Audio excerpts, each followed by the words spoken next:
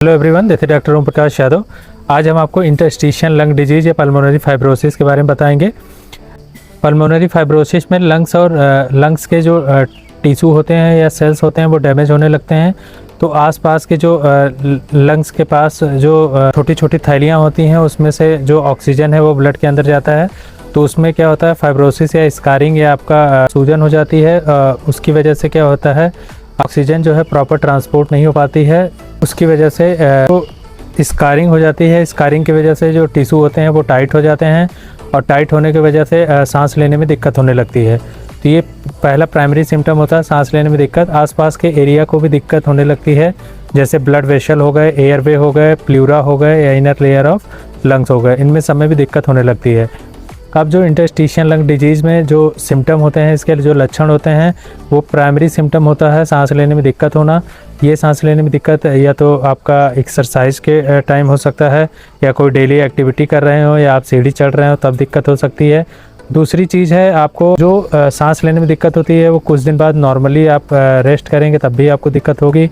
दूसरी दिक्कत है, आपको सूखी खांसी आएगी पेशेंट को।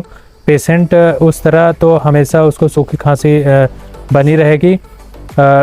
इंटरस्टिशियल लंग डिजीज़ में आदमी इग्नोर करता रहता है कि उसको सूखी खांसी हो रही है, तो ऐसे नॉर्मल वायरल इन्फेक्शन होगा। तीसरी चीज़ है, थकान और कमजोरी उस पेशेंट को लगेगी।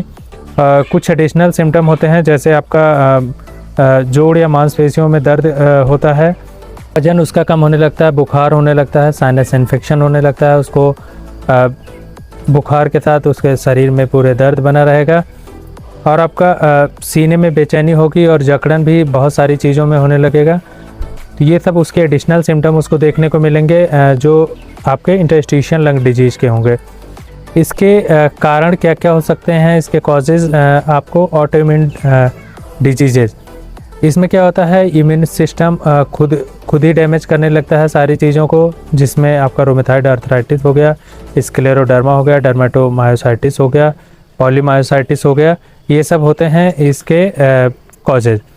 इसमें और बहुत सारे कॉजेज़ हो सकते हैं, जैसे वैस्कुलाइटिस हो सकता है, या वायरल इन्फेक्शन, बैक्टीरियल इन्फेक्शन, या हर्पीज इन्फेक्शन हो सकता है। कोई आप लंबे समय से कोई ड्रग ले रहे हैं, जैसे कीमोथेरेपी के ड्रग ले रहे हैं, कोई एंटीबायोटिक भी हो सकती है उसमें, उसकी वजह से, या एंटी इन्फ्लेमेटरी ड्रग भी हो सकता है जो आप ले रहे हैं, तो उसकी वजह से भी इंटरस्टिशियल लंग डिजीज़ हो सकती है।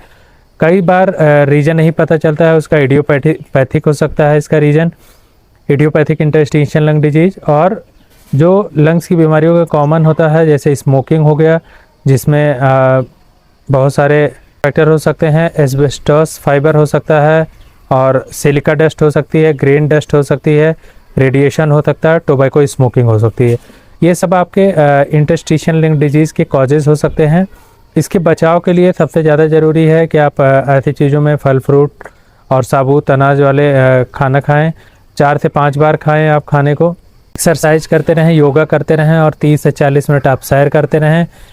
और ऐसी जगह पे काम न करें जहाँ पर सिलिका डस्ट हो, एस्बेस्टोस फाइबर हो, या आपका जो ग्रेन डस्ट हो।